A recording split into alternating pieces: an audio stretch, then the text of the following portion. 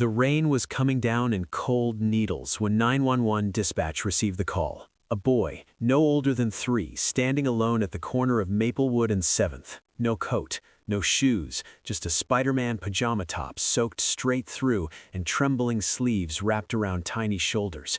Officer Linda Crawford stomped on the cruiser's accelerator the moment the call came through. Maplewood wasn't just any street, it was the bus route for the high school kids known around town for causing trouble, the kind who filmed themselves bullying strangers for likes, the kind who wouldn't think twice about mocking, shoving, or tormenting a defenseless toddler standing alone in the rain. "Dispatch, this is Unit 4, Linda said, voice clipped, eyes narrowing as the wipers fought the downpour. "I'm 2 minutes out, send backup, and notify Child Services." "Copy, Unit 4. Be advised," dispatch replied with static breaking through. Caller reported a group of teens nearby, possible confrontation. Linda's jaw tightened. She had worked patrol for 27 years. She'd seen cruelty, neglect, and heartbreak, but something about a baby left at a bus stop in the middle of a storm hit differently. Maybe because she was a grandmother now. Maybe because she remembered her own daughter when she was 3, clinging to a stuffed bear and scared of the dark.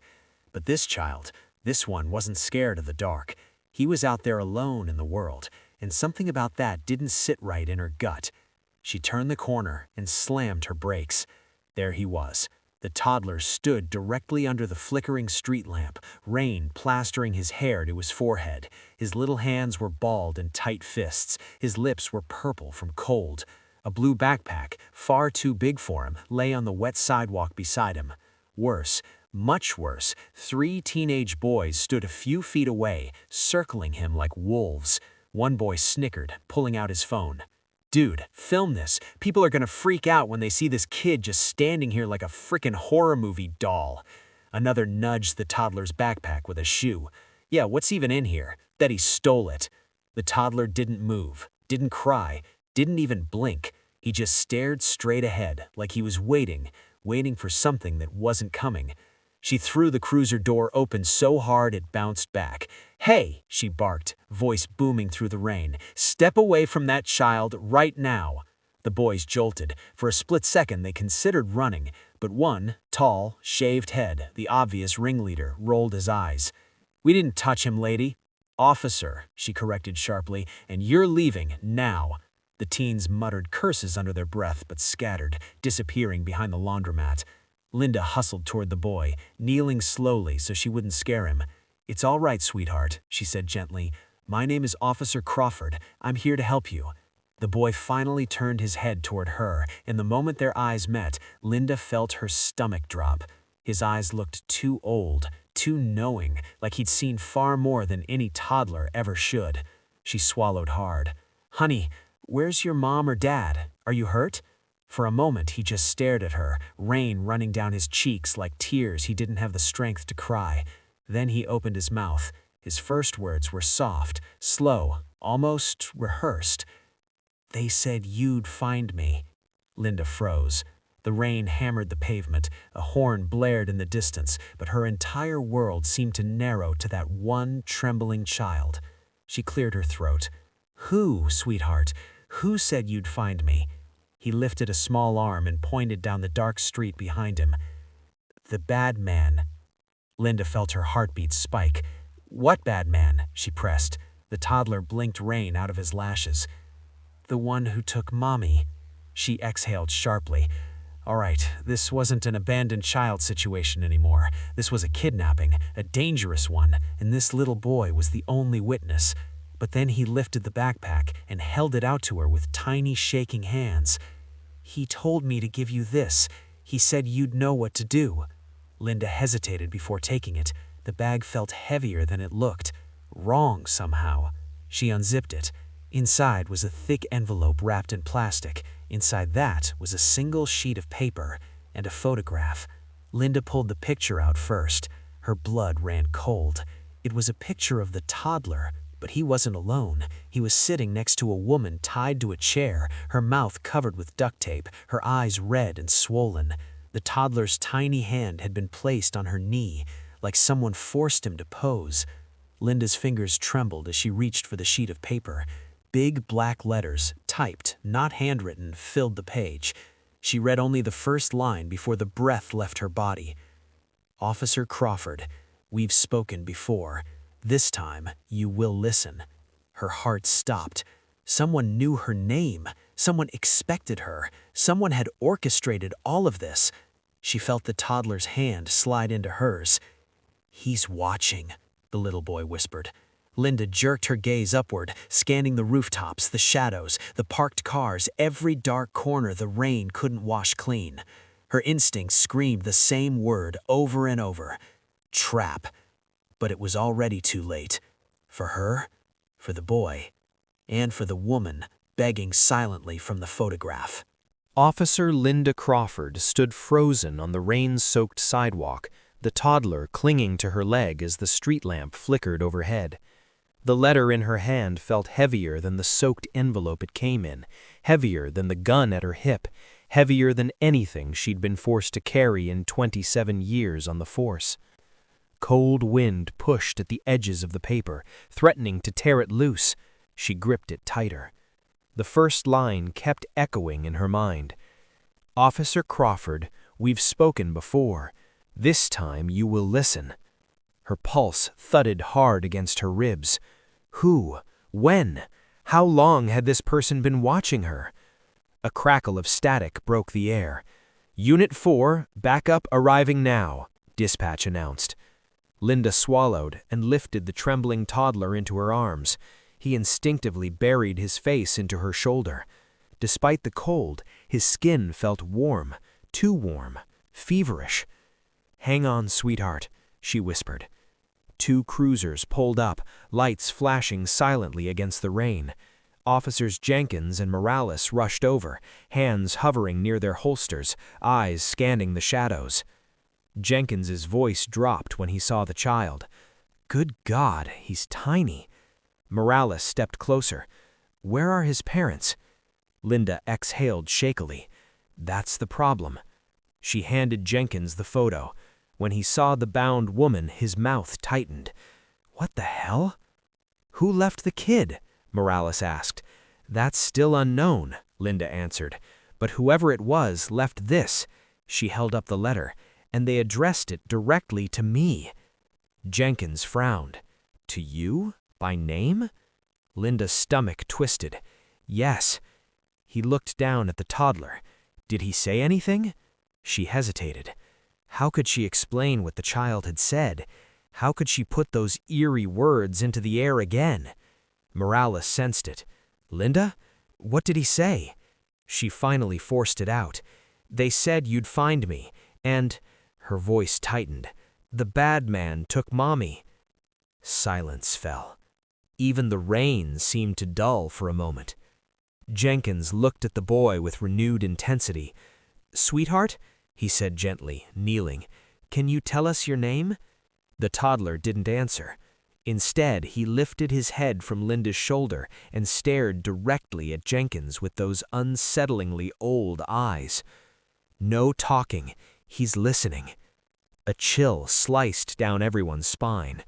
Morales muttered, "Dear Lord." Before they could question him further, Linda cleared her throat. "We need to get him out of the rain. Let's take him back to the station. Now." The officers agreed. As Morales gathered the backpack and the soaked envelope, Linda carried the boy to her cruiser. He clung to her, small fists grasping the front of her vest, like he feared she'd disappear. She eased him into the back seat and buckled him. "Do you know your name, honey? Can you tell me?" He stared out the window at the wet pavement. Then, slowly, he whispered, "Eli." Linda offered a gentle smile. "Hi, Eli. We're going to help you, I promise." But the boy shook his head, eyes filling with tears. "He said no one can help." "Who said that?" she asked softly. Eli's tiny hand lifted and pointed back toward the dark street they'd come from. The bad man. Linda felt every instinct sharpen. They needed to move. Now. Back at the station. The precinct was buzzing by the time they arrived.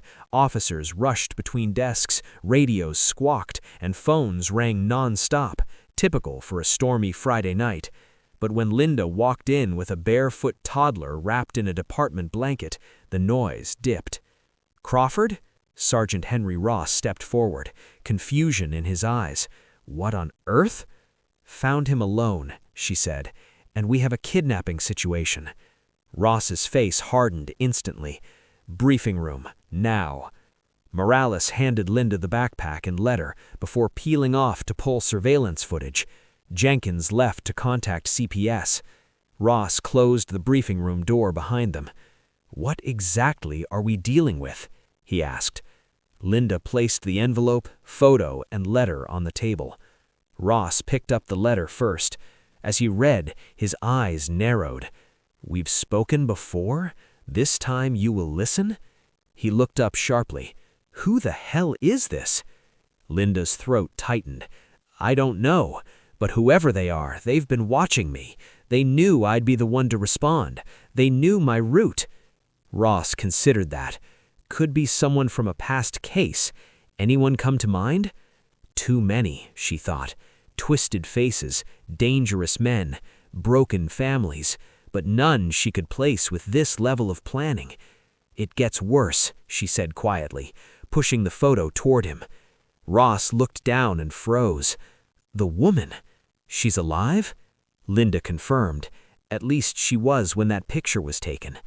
Ross studied the toddler outside through the glass window. Eli sat at a desk, a blanket around his shoulders, sipping warm cocoa given by the receptionist. He wasn't crying. He wasn't trembling. He just watched everything. Not with fear, with awareness.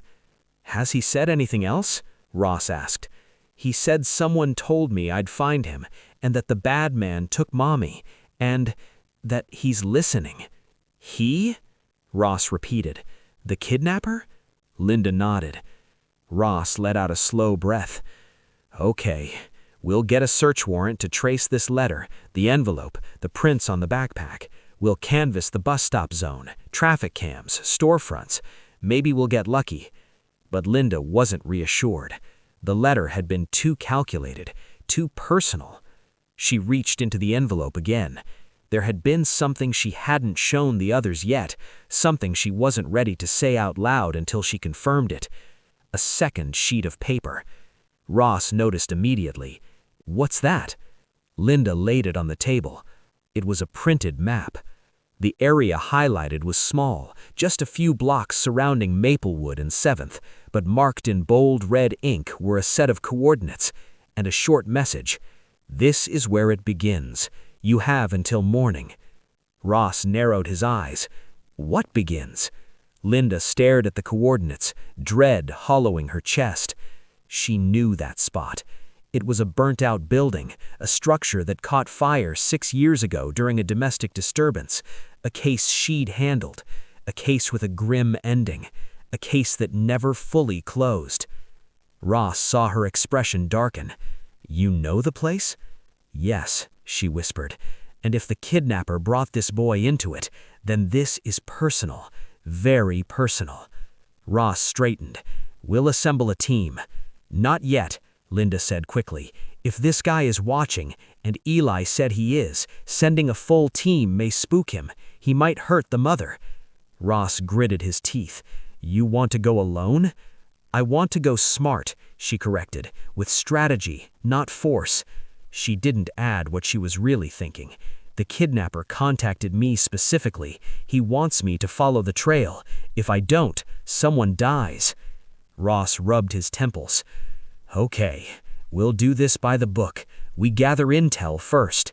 Before Linda could respond, a soft knock came at the door. It was Jenkins, pale, eye-wide. "You need to see this, now." They followed him into the bullpen. On the main monitor, Morales had pulled up footage from a small pawn shop near the bus stop. The camera was old and grainy, the timestamp glitching, but one detail was unmistakable. A shadowy figure, tall, hooded, walking with a small shape wrapped in a blanket. A child. Morales froze the frame. Except the man wasn't looking ahead. He was looking straight at the camera, like he knew it was there. Linda stepped closer. "Zoom in as much as you can." Morales did. The face remained too blurred to identify, except for one chilling detail. A smile, a slow, deliberate smile. Under it, in the reflection of the pawn-shop window, barely visible, a second figure, watching from across the street. Ross's voice dropped. There were two of them. No, Linda whispered, heart sinking. There were at least two. And then something even worse hit her. The kidnapper walked right past the bus stop camera, but there was no footage of him leaving the child there, meaning he hadn't left. He was still nearby, hidden in the dark, exactly as Eli had warned. He's listening. Linda looked at the toddler again. Tiny, fragile, sitting in the oversized chair, staring out the window as if waiting for someone to step out of the rain. They weren't dealing with a simple kidnapping. This was a game, and the first move had already been made. Rain hammered against the station windows like impatient fists as Officer Linda Crawford sat beside little Eli, studying him closely. The boy was bundled in a fresh blanket now, sipping from a small cup of warm chocolate milk. His tiny hands wrapped around the cup so tightly as if letting go would make him disappear again. He didn't speak, didn't cry, barely blinked. A child shouldn't look that still. Linda crouched down beside him. "Eli," she said gently, "do you remember anything else? Anything at all? Did someone bring you to the bus stop?" He continued staring at the rain outside. But then, almost too soft to hear, he whispered, "He said Mommy made a mistake." Linda's chest tightened. "What mistake?" Eli's little shoulders rose and fell. "I don't know, but he said she fixed it too late." She placed a careful hand on his back. "You can talk to me. You didn't do anything wrong." The boy looked at her, eyes dark and ancient. "I know. He said only Mommy did." A fresh wave of cold washed through her.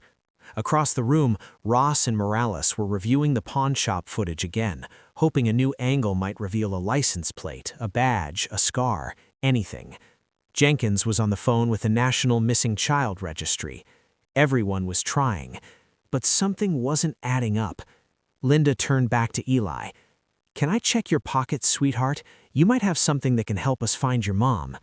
Eli nodded once.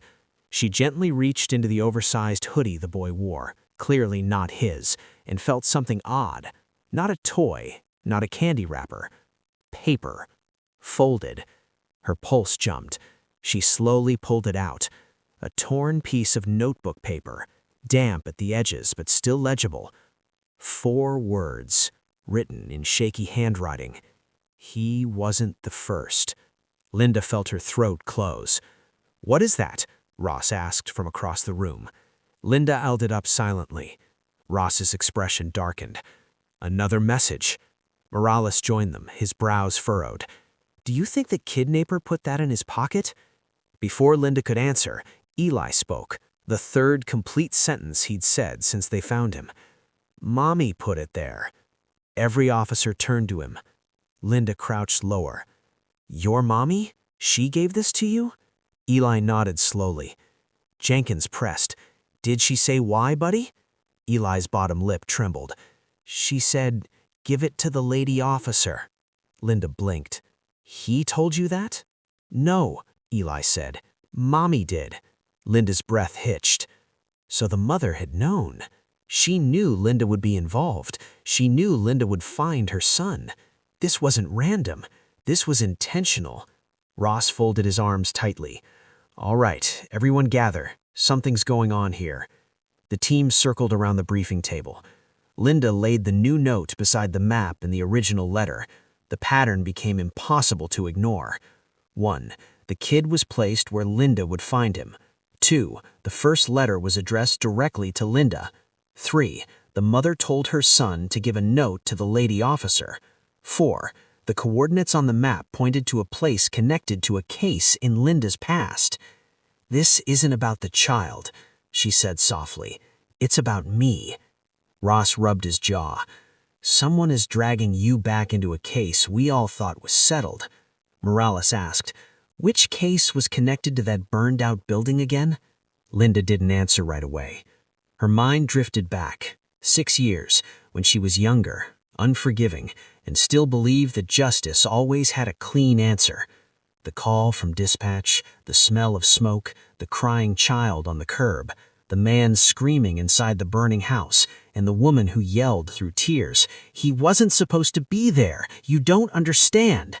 A domestic call gone horribly wrong, a family destroyed, a case closed, but never clean. Linda swallowed hard. The Sanderson fire. Ross stiffened. "I remember that." "Who died in that fire?" Morales asked quietly. "A man, but the case was messy. The wife said she tried to stop him from going inside. The neighbors said otherwise. Social services got involved. Custody battles, arguments, threats filed back and forth. Nothing ever sat right with me, but there wasn't enough evidence to take it further." Morales frowned. "And you think this is connected to that?" "I don't know," Linda admitted, "but someone wants me to revisit something from back then. Someone believes I got something wrong." Ross tapped the map. "If they want us at these coordinates by morning, we need surveillance on the area now." "I want to go," Linda said firmly. "No," Ross shot back, "not alone."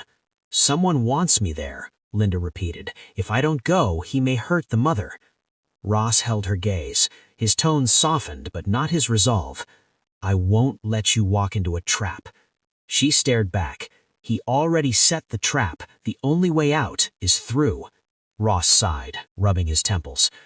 "We'll do this carefully. We scout, we approach, we sweep, we don't engage until backup is in place." Before Linda could argue, Jenkins hurried into the room again. "You guys need to hear this." He turned the station TV up, loud enough that even officers in the hallway drifted closer. A news broadcast. "Breaking. Missing woman identified. Authorities seek public help." On screen appeared the woman from the photo, duct-taped, bound, but before the restraints. Her smiling face. Her name, Mia Sanderson. Linda felt her stomach plummet. Morales whispered, "Holy hell, the Sanderson case. She's alive?" Ross exhaled sharply. "And her son is missing." But the reporter continued. "Authorities say the woman disappeared 3 days ago. Her 4-year-old son was also reported missing." Linda froze. "4-year-old?" she echoed. Jenkins nodded grimly. "That's what the missing persons report says. Their son is 4. Linda looked toward the window where little Eli sat, swinging his tiny feet. The boy who said his name was Eli, the boy who said his mommy told him to give the note to the lady officer, the boy they found barefoot in the rain. "Eli," she whispered, walking slowly toward him. "Sweetheart, how old are you?" He looked up with those large, solemn eyes. 2. A wave of cold washed over her. "Do you have a brother?" she asked softly. "Yes," he nodded. "Where is he?" she breathed. Eli's bottom lip trembled. "He told me my brother went to sleep, and he's not waking up." The room went silent, utterly silent. And then Eli said the words that froze the blood of every officer within earshot. He said Mommy has to pay for what she did, and Officer Crawford has to watch. The room erupted. Ross started barking orders. Morales grabbed the case files. Jenkins sprinted to the Child Services office. But Linda didn't hear anything. She couldn't, because in that moment, everything clicked with horrifying clarity. This wasn't a kidnapping. This wasn't revenge. This was reconstruction. Someone was trying to recreate the Sanderson case, piece by piece. One child found, one child missing, a mother punished, and an officer, her, dragged into the center of it. Because someone believed the wrong person died in that fire 6 years ago. Someone believed she had failed. Someone wanted her to finish what she started.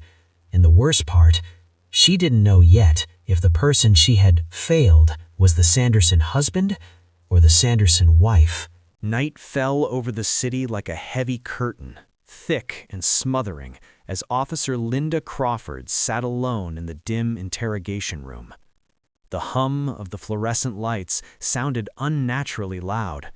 Her hands were clasped together so tightly her knuckles had turned white. She replayed the child's words again and again. He said Mommy has to pay for what she did, and Officer Crawford has to watch. She didn't know which part chilled her more, the threat or the fact that someone had spoken to a toddler with such deliberate cruelty. Across the one-way glass, Ross and Morales were in heated discussion. Linda could tell by the way Ross's hands cut sharply through the air. Morales shook his head in return, jaw tight, voice raised but muffled. Linda didn't need to hear the words. She knew exactly what they were arguing about, whether or not she should be allowed anywhere near tomorrow's meeting point. The coordinates, the burned-out shell of the old Sanderson property, a crime scene from 6 years ago that still haunted her. The door opened abruptly, and Ross stepped inside. "You're going home," he said flatly, dropping a folder onto the table. Linda didn't move. "I'm not stepping back from this. That wasn't a request." She stared up at him. "A child is missing. And someone wants you involved," Ross snapped. "Someone's obsessed, someone dangerous. I'm not letting you walk into that alone." "I won't be alone. I'll have all of you." Ross shook his head. "No, that's the point. He doesn't want us. He wants you, and that makes you the weapon he's trying to use, or the target." "Either way," she said quietly, "running from it won't help that little boy." Ross opened his mouth, then closed it. He hated that she was right. But Morales entered then, holding a tablet, face pale. "You both need to see this." He placed the tablet on the table and pressed play. It was blurry, grainy body cam footage from the fire years ago, footage that Linda had tried to forget, but never could. It showed thick smoke, the burning Sanderson home, Linda running toward the collapsing door, Mia Sanderson screaming from behind officers, a small child being carried out by firefighters, and a man's silhouette in the blazing doorway, begging for help. Linda winced. "Why are we watching this again?" she asked. "Look at the background," Morales murmured. He rewound, slowed the frame, zoomed in. Behind the chaos, a man stood next to an ambulance, far back, almost lost in the smoke. Not a firefighter, not a paramedic, not an officer. Just standing, watching. His face was half covered with a scarf, but his eyes, sharp, cold, focused. Linda frowned. "I don't remember a witness standing there." "Because there wasn't one," Morales said. "This guy isn't in any report," Ross added. "No one on the official roster saw him, but he's in the footage, just observing." Linda leaned closer. "You think this is him, the kidnapper?" Morales nodded slowly. "He was there 6 years ago, and he's still here now." Ross raked a hand through his hair. "Someone's been stalking this case from the beginning." Linda felt it then, a creeping sense of dread she hadn't allowed herself to name before. Someone had watched her at the Sanderson fire, someone who'd stayed silent all these years, someone who believed the case wasn't over. And now that someone had a toddler, a missing older brother, and a mother bound and gagged somewhere unknown. Linda whispered, "Whoever he is, he thinks I caused something, or failed someone." Ross didn't argue. He looked at her with something like reluctant understanding. "We've cross-checked all known associates, neighbors, teachers, relatives, co-workers. No one matches this guy." "So he was never connected to the family," Linda murmured. "He inserted himself into their tragedy, into the investigation." "Into you," Ross added. Linda swallowed hard. Morales tapped his tablet. "There's more. Dispatch just got a voicemail. No caller ID. It came in 10 minutes ago." He pressed play. A man's voice, distorted, low, humming with something too controlled, filled the room. "Officer Crawford, you left things unfinished. You left me unfinished." Linda's blood ran ice cold. You're coming tomorrow. You'll follow the coordinates. You'll come alone. If I see a single squad car, if I see a single badge, if I see anyone but you." A muffled cry echoed in the background. A child, a small one, unable to call for help. Linda's lungs tightened. Then the voice continued calmly. "Do as I say, and you'll get to watch him live. Disobey, and you'll get to watch the opposite." The call ended. No background noise, no trace, no clue, just silence. Ross immediately slammed his fist against the wall. "I'm going to kill this guy." Morales whispered. "That voice, that confidence, he's done this before." Linda swallowed. "He thinks he can control everything." Ross turned to her. "You are not going." "You know I have to." Her voice didn't waver. "No, you don't," he insisted. "We'll handle it. You're not being used as bait." But she shook her head.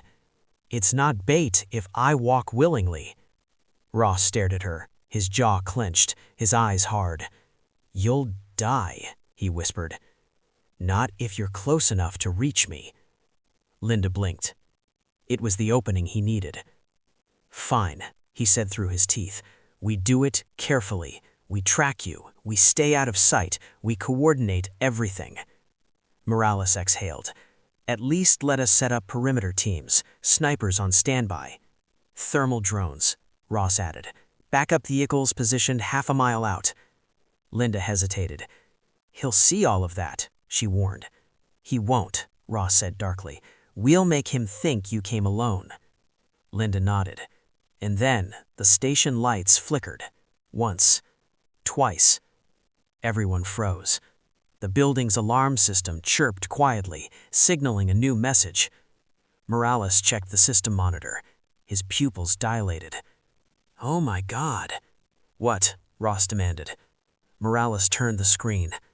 A live feed. Outside the station, a dark sedan parked under a streetlight. Inside, a figure sat motionless, watching the building, watching them. And then the passenger window rolled down, just enough that they could see a small silhouette in the back seat. A child. Not Eli, the older brother, his face streaked with tears, his mouth taped shut. Morales whispered, "He's right outside." Ross lunged for his radio. "All units." "No!" Linda shouted, grabbing his arm. The video feed flickered. A text overlay appeared, typed in real time. "Try it, and the boy dies." The car's taillights illuminated. The engine roared, and the vehicle sped away into the night. Ross slammed his hand on the table. "He's taunting us." "No," Linda whispered, her voice hollow, trembling. "He's not taunting us." She stared at the coordinates on the map. "He's inviting us." And that's when she understood. This wasn't revenge. This wasn't justice. This was a game she had unknowingly started 6 years ago, and now she had no choice but to finish it. The station felt heavier the moment the kidnapper's car disappeared into the darkness. Every officer seemed to move slower, voices lowered to a hush, as if the building itself were trying to hold its breath. Officer Linda Crawford didn't sit. She stood rigid beside the cracked interrogation table, her jaw clenched so tightly the muscles along her neck twitched. The last thing she heard before the car drove off was the terrified whimper of the older brother, muffled behind tape. That sound wouldn't leave her. Ross barked orders into his radio, every sentence clipped and furious. Morales ran between command monitors, pulling files, tracking feeds, tracing the hacked video signal that had somehow appeared on their main screen. Technicians crowded around him, typing frantically, trying to squeeze information from thin air. Yet none of it mattered, because the kidnapper had already proved one thing: he was always a step ahead, and he was escalating. Linda forced her fingers to unclench. "We need to follow the coordinates." Ross spun toward her so fast his badge chain snapped against his chest. "Absolutely not. Did you not see what he just did? He was outside our station, sitting right under our security cameras." "Which he hacked," Morales muttered. "Which means," Ross continued, "he knows how we think. He knows how we operate. He expects us to follow him." Linda's voice remained calm. "He also knows that if we don't, he'll kill that boy." Ross swallowed hard. The anger didn't leave his face, but something softer passed behind his eyes. Fear. Fear for the children. Fear for her. Fear that this man, this ghost from the Sanderson fire, had planned every second of this. "You're not going alone," Ross said again, but it sounded weaker this time. Linda stepped closer, lowering her voice so only the two of them could hear. "For 6 years, I've lived with the guilt of what happened that night. I see that fire every time I close my eyes. I see Mia Sanderson scream for her kids. I smell the smoke. I hear the ceiling collapse behind me. And I keep asking myself, could I have done more? Could I have saved the father? Or stopped whatever caused all of this to begin?" Ross swallowed. "You did everything you could." She shook her head. "Someone out there thinks I didn't. Someone who watched. Someone who blames me. Someone who was willing to hurt children to make me pay." Ross didn't argue. He couldn't. "And now we have a chance to stop him, but only if I show up. Only if I give him exactly what he wants, right up until the moment we take him down." Ross exhaled shakily. "This is insane." "It's the only path left," Linda said. Morales approached them, tablet in hand. His face had turned a ghostly gray. "I ran a scan on the hacked video. The signal was bounced through 7 international servers, then tunneled through a private network we've never seen before." "So we can't trace it," Morales said flatly. Morales shook his head. "But there's something else." He set the tablet on the table and played a slowed-down version of the feed. The kidnapper's car sat under the streetlight, the windows tinted, the street empty. Then Morales paused it, zoomed in. There was a barely visible reflection in the sedan's door, a fragment of a silhouette in a nearby store window. The silhouette was tall, lean, wearing a dark hood, but what froze Linda's heart was the posture, rigid, perfectly still, like a soldier standing at attention. "Whoever this guy is," Morales whispered, "he's trained." Ross cursed under his breath. Morales continued, "And here's the worst part." He advanced a few frames. The camera angle shifted slightly, almost imperceptibly, but enough to show for less than half a second the glint of metal across the child's lap. A pressure switch, small, square, connected to a device under the seat, an explosive trigger, a direct threat. Linda felt her stomach twist. "If the boy moves," Morales nodded grimly.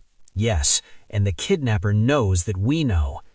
Ross slammed his fist onto the table again, but his voice cracked. "He's forcing our hand." Linda breathed slowly, forcing her heartbeat to steady. "That means he's preparing for something larger. He's not after the boys or the mother."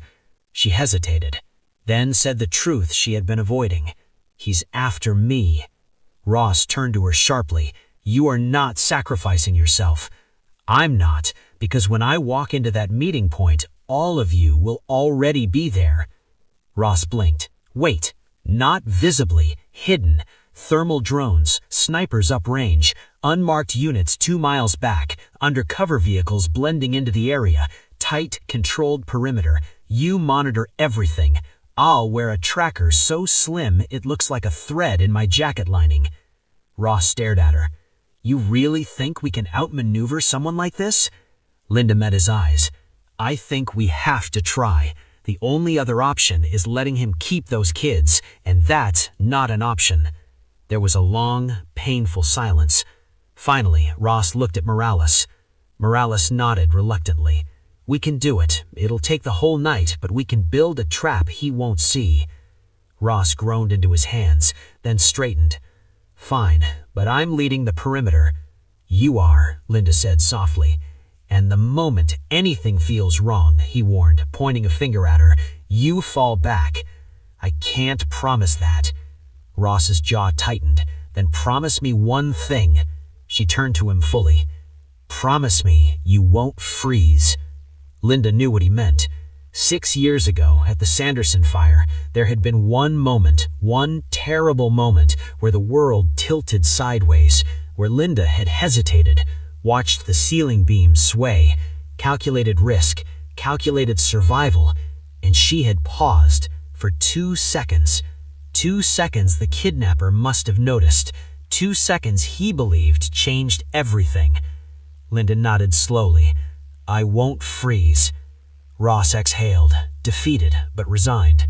Fine, then let's get to work. They moved to the operations room, a flurry of officers, screens lighting up, maps pulled out, tactical coordinators arriving from home on emergency call. The entire department shifted into high alert. Linda felt the tension wrap around her like a vest of lead.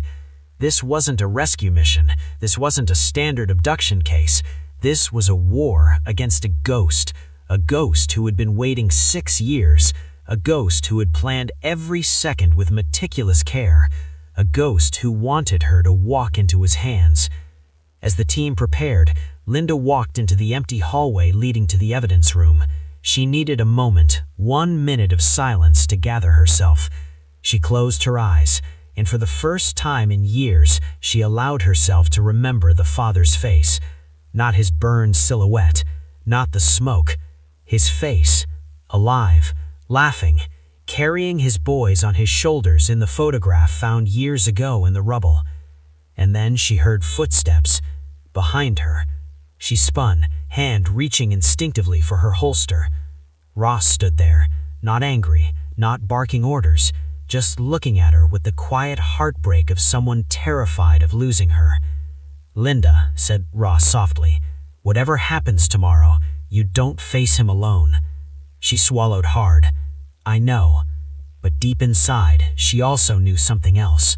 The kidnapper didn't want a team. He didn't want a rescue. He didn't want negotiation. He wanted her.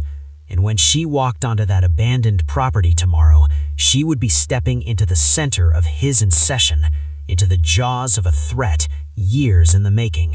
And she felt, with a cold certainty, that not everyone would make it out. The sun hadn't yet risen when the world discovered the story. It began quietly, a single post on her neighborhood forum at 5:12 a.m. Police activity near County Road, strange video leaked. Did anyone else see the man with the kids in the car? Then the airport chatter thread picked it up. Then a local mother shared that she had heard whispers of a missing toddler found at a bus stop last night.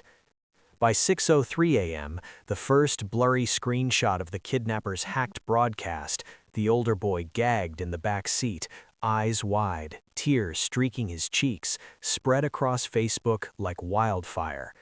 By 6:09, the comments section erupted. Where was CPS? How did the police let this happen? Is this real? Is that poor child still alive? By 6:17, local news anchors were interrupting morning cooking segments with urgent updates, and by 6:30, every camera in town pivoted toward the police station. Linda had barely slept. She'd spent half the night planning the tactical trap and the other half replaying the kidnapper's voice in her mind, his calmness, his eerie certainty. She walked into the station before dawn, uniform crisp, posture straight, but inside she felt the weight of a boulder pressing against her lungs. The moment she stepped into the lobby, she froze, because nearly 100 people were gathered outside. Some were holding signs, some were shouting, some were crying. One woman screamed at the top of her lungs, "Do your job, find those boys." Another raised a poster with the older boy's photo, taken from the leaked screenshot, with the words, "Help him," scrawled in thick black marker. Ross appeared at Linda's side, eyes tired but alert. It started about an hour ago. Reporters, parents, activists. We had to put up barricades. Linda stared at the crowd. It hasn't even been 12 hours. When kids are involved, Ross said, news travels like blood in water. Morales rushed toward them from the hallway. He carried a laptop under his arm, his shirt wrinkled, hair sticking out at strange angles. "You need to see this," he said urgently. They followed him into the operations room. Officers clustered around a glowing wall of screens, social media feeds, news outlets, forums, and dozens of amateur drone shots circling the police building. On one monitor, a reporter spoke breathlessly into the camera. "This kidnapping case is raising serious questions about the police department's competence in their handling of previous incidents, including the unsolved Sanderson fire." Ross swore under his breath. "They're drawing that connection now?" Morales nodded grimly. "The public smells a conspiracy. They think everything is linked." Linda stiffened. "Because it is." Morales hesitated. "Yes, but they don't know that, and they're guessing in the dark. The theories are," he sighed, "unhinged." One screen displayed a live stream with over 100,000 views. A woman with a ring light and oversized headphones was ranting. "Wake up, people. This is not a random kidnapping. This is a cover-up connected to that mysterious house fire 6 years ago. The same officer from that night, Officer Linda Crawford, is back on scene now. Coincidence? Please." Linda felt her stomach drop. No, no, no, no. Morales clicked another feed. This one was worse. A former paramedic from the night of the Sanderson fire was giving an unfiltered interview. "Look, I don't know much, but I remember one thing clear as day. Crawford froze that night. She hesitated. If she hadn't, maybe the father would still be alive." Ross slammed the desk so hard the entire row of monitors shook. "That's out of context," he shouted. "She didn't freeze. She calculated risk like any trained officer." Linda put a hand on his arm. "Don't. It won't help." But inside, her heart cracked. She had survived 6 years of rumors by telling herself the truth didn't matter as long as she did her job. But hearing it again, hearing it thrown into the middle of this nightmare, reopened a wound she thought she had stitched shut. Then Morales cleared his throat. "There's more." He clicked one last tab. A trending hashtag flooded the screen. "Where are the boys? Fire and kidnap cover-up. Crawford knew." Linda went utterly still. Ross exploded. "This is outrageous." Morales' voice softened. "People need someone to blame, and right now, you're the easiest target." Linda felt tears burn behind her eyes, but she blinked them away. "I don't have time to defend myself." Ross opened his mouth to argue, but a sudden shout echoed from the hallway. "Chief, you need to see this." All three rushed out. At the front entrance, a man had climbed onto one of the barricades, holding something high above his head, something wrapped in a Ziploc bag and carefully sealed. A USB drive. He screamed, "This was in my mailbox this morning, addressed to the police. They're messaging us. They're watching all of you." Officers swarmed toward him. Cameras zoomed in. People screamed. Reporters shoved forward. Ross ordered, "Secure it." 2 officers grabbed the bag, sealed it in an evidence container, and carried it inside. Linda felt her pulse spike. "Could be him," Morales whispered. "Could be a copycat," Ross muttered, "or a prankster, or a psycho." But Linda's instinct already knew. It was him.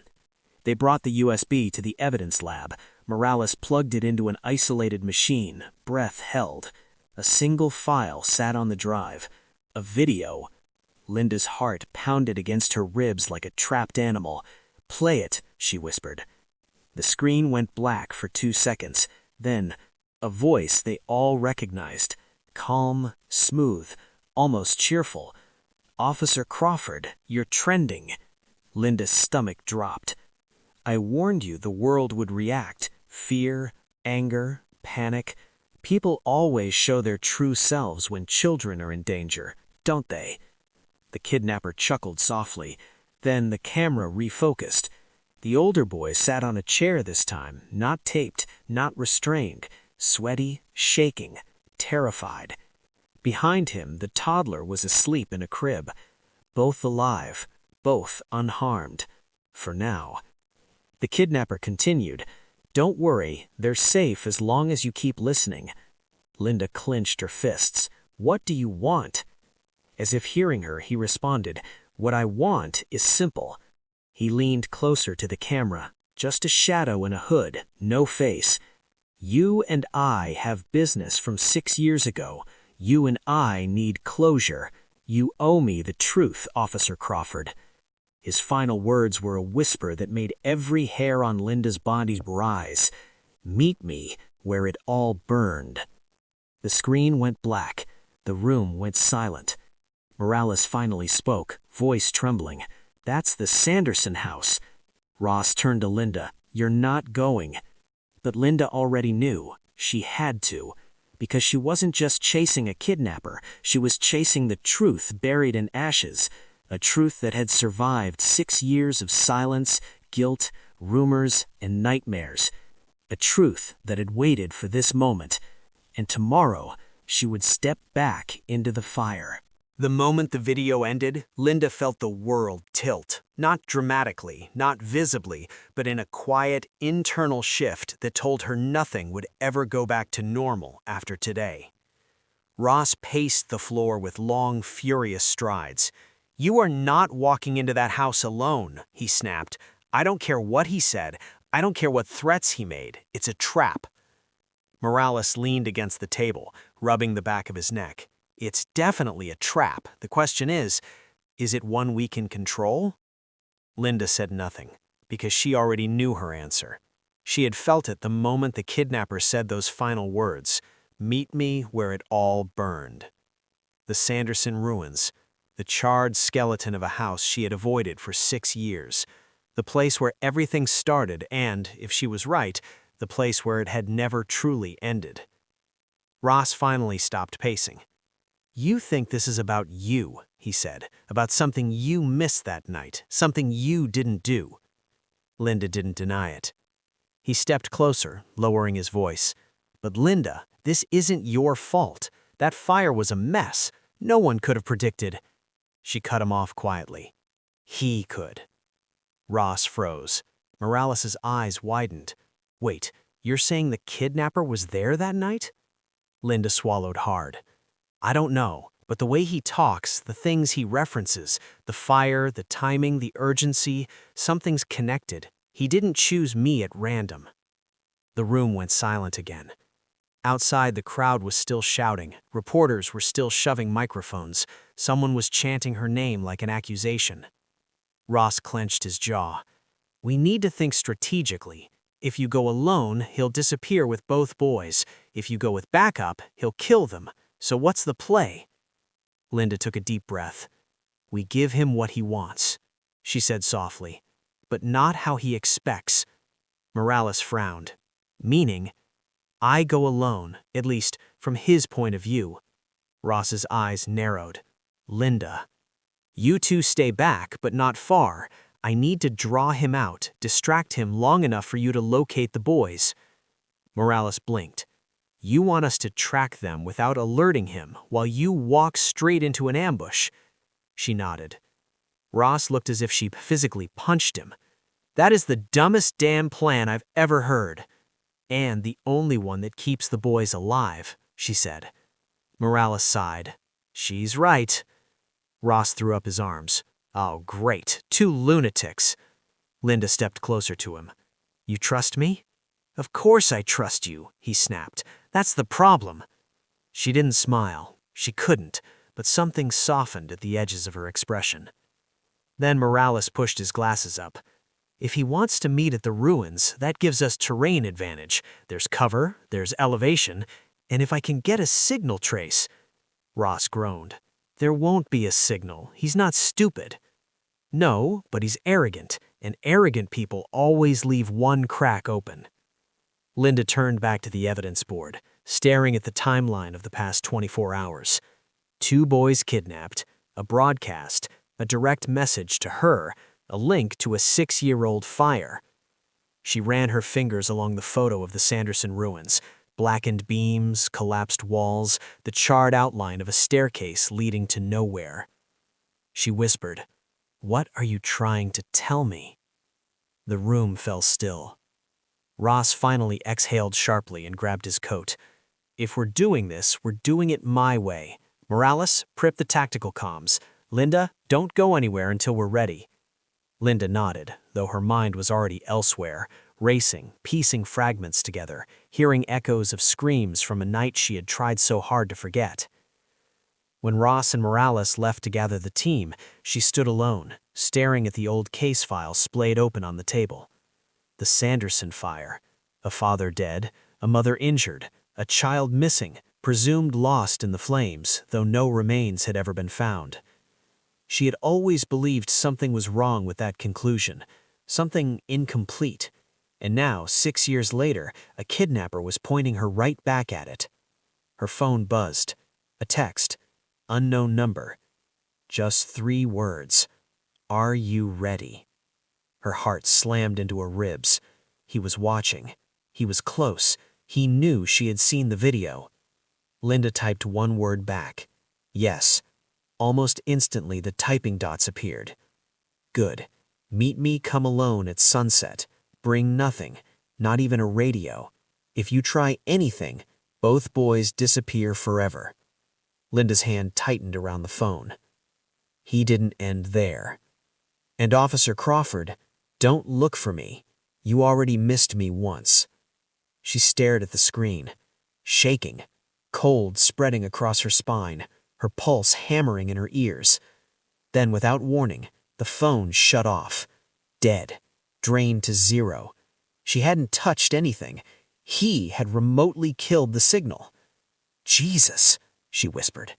He was inside the system, inside their network, inside their lives.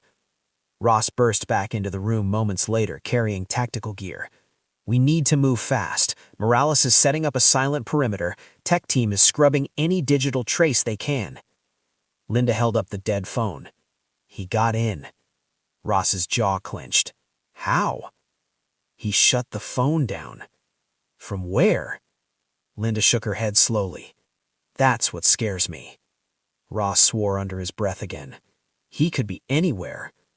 Linda didn't respond, because deep down, she knew something Ross didn't. He wasn't anywhere. He was close to her. He always had been. By late afternoon, a storm rolled in from the west. Dark, heavy clouds gathered above the horizon, swirling like smoke trapped in the sky. A fitting backdrop, Linda thought bitterly, as she drove toward the ruins. Ross followed several streets behind, Morales in the passenger seat monitoring frequencies. A tactical team shadowed them from a discreet distance. No sirens, no lights, no radios transmitting. Everything silent. Linda parked her cruiser a block from the old property. The ruins sat at the end of a long dirt path, surrounded by brittle trees in an eerie hush that even the wind didn't disturb.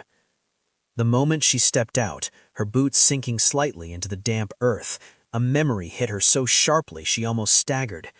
The smell of smoke, the screams, the way the flames had clawed at the sky.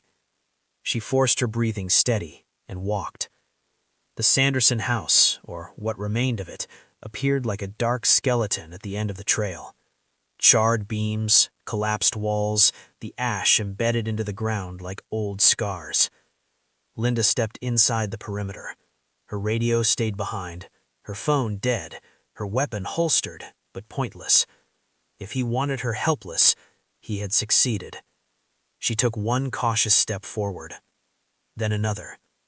A cold gust of wind rushed through the ruins, lifting dust and ashes in a swirling dance. Somewhere in the distance, a twig snapped. Her pulse jumped. "I'm here," she said into the silence. Her voice didn't echo, it got swallowed by the hollow remains of the house. Another step. Another crackle in the debris. Then, a voice. Soft, male, familiar in a way that turned her blood to ice. "You came." Linda froze. The kidnapper was here, close, watching her from the shadow. And for the first time since the boys were taken, she was not sure she was ready.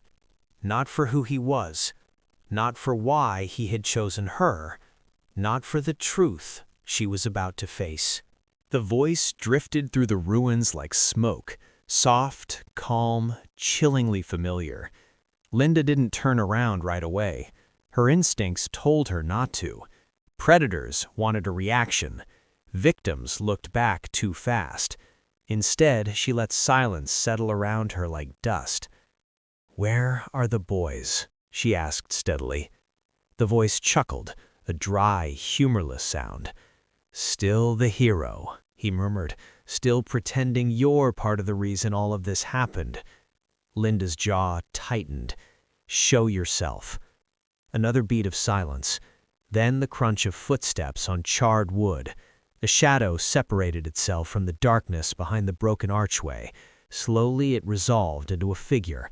A man dressed in a hooded jacket, face obscured, but posture rigid, tall, controlled.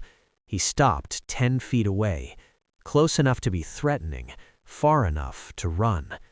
Linda kept her breathing slow. "Take off the hood." He hummed, impatient. "Take it off."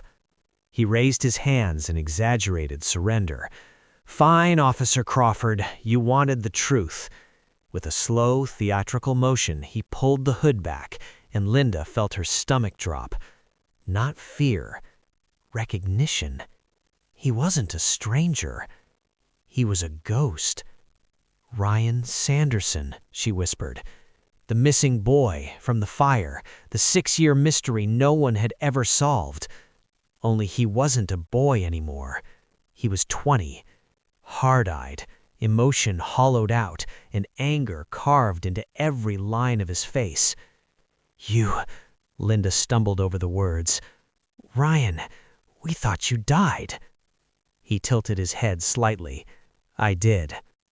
Linda shook her head. No, Ryan, you were taken. You were kidnapped during the fire. We searched for months." "Not hard enough." The accusation cut sharper than any blade. Linda's breath caught painfully. "Ryan, we didn't know." "You should have," he snapped. "You were the one who told my mom to wait for backup instead of going back inside. You were the one who pulled her away while I screamed for her." Linda flinched. He had been there. Alive. Burning. Terrified. "Ryan," she whispered, "I tried to find you. I swear to you." "You gave up." "I didn't." "You moved on." "I never did." Something flickered in his eyes. A crack. A tremor. Pain resurfacing like a bruise under skin. But it hardened quickly. "You didn't just fail me, Officer Crawford," he said. "You failed every vulnerable kid you swore to protect, including the 2 little boys I took." Linda's chest constricted. "He hurt them?" she asked quietly. No, Ryan. I protected them." Linda's pulse thundered. He lifted a hand, pointing deeper into the ruins. "Go ahead. Find them." She hesitated. A trap, it had to be. He gave a slow smile. "If I wanted you dead, you wouldn't have made it to the house." Linda moved carefully across the ruined floorboards, senses sharp. She approached a collapsed section near what used to be the living room. And then, a sound. A whimper. She froze, then threw aside a half-burned wooden plank. Her breath caught in her throat. The boys, both of them, huddled under a makeshift shelter of debris and blankets. Dirty, shaken, scared, but alive. Both alive. Linda sagged with relief. Oh, thank God. Ryan spoke behind her. "I fed them, kept them warm, told them stories so they wouldn't panic. I'm not the monster you think I am." Linda turned, eyes shining with a mix of confusion and fear. "Then why take them?" Ryan's face twisted. "Because no one listens to a dead boy unless he forces them to." He stepped forward. "And because the fire that supposedly killed me wasn't an accident." Linda stared. "Ryan? What are you saying?" He exhaled shakily. some of the anger draining into sorrow. My father started it. The ruins seemed to shift around her. My mother tried to get me out, but he locked us both in. He wanted an insurance payout, wanted a clean slate, wanted us gone. Linda's heartbeat faltered. And when you came, Ryan whispered, you pulled her out, but not me. He dragged me out the back before the fire reached me, and when the police were looking, Ryan paused. He sold me. Linda's throat tightened so hard she could barely breathe. Sold? A child? His own child? To whom? She didn't dare ask. Ryan continued, do you know what happens to kids no one's looking for, Officer Crawford? Linda shut her eyes. She knew. Too many knew. And now, she whispered, hurting more children? What does that do? Ryan's expression cracked. I didn't hurt them, he repeated softer now. I needed them, needed leverage, proof that the system fails kids over and over. I was going to bring them back once the truth was exposed. Ryan, you were the only one who ever looked for me, he said, even after everyone else stopped. That's why I chose you, why I sent the message to you. Linda's breath trembled. He wasn't attacking her. He was reaching for the only lifeline he remembered. Ryan, Linda said, taking a cautious step towards him, let me help you. Let me bring you in safely. Let me get you justice. He laughed bitterly. There is no justice for kids like me. Let me try. He shook his head, eyes suddenly glassy. You can't save me. Yes, Linda said firmly. I can. No, Ryan whispered. I'm already gone. And before Linda realized what he meant, before she could read the final flicker in his eyes, he reached into his jacket. Ross burst from cover 30 yards away. Linda, move! Time shattered. Linda dove to the left. Ross charged, gun drawn. Ryan pulled something black from his pocket. Instead, a crack of static. A small detonator. No, Ryan, don't! He pressed the trigger. The ground exploded. Fire, dust, and shattered beams erupted in a violent plume. Linda was thrown backward, wind knocked from her lungs. When the world finally stopped shaking, her ears rang, her limbs numb. Ross was shouting her name, dim, distant. Linda pushed herself up, coughing. The boys were untouched in their shelter. But Ryan lay near the blast site, alive, but barely. Burns along his arms, blood on his face, breathing shallow. Linda crawled to him. He looked up at her, eyes clear for the first time. I didn't want to die again, he whispered. I just wanted someone to see me. Tears blurred Linda's vision. I see you, Ryan. I'm here. For the first time in years, he believed it. A faint smile touched his lips.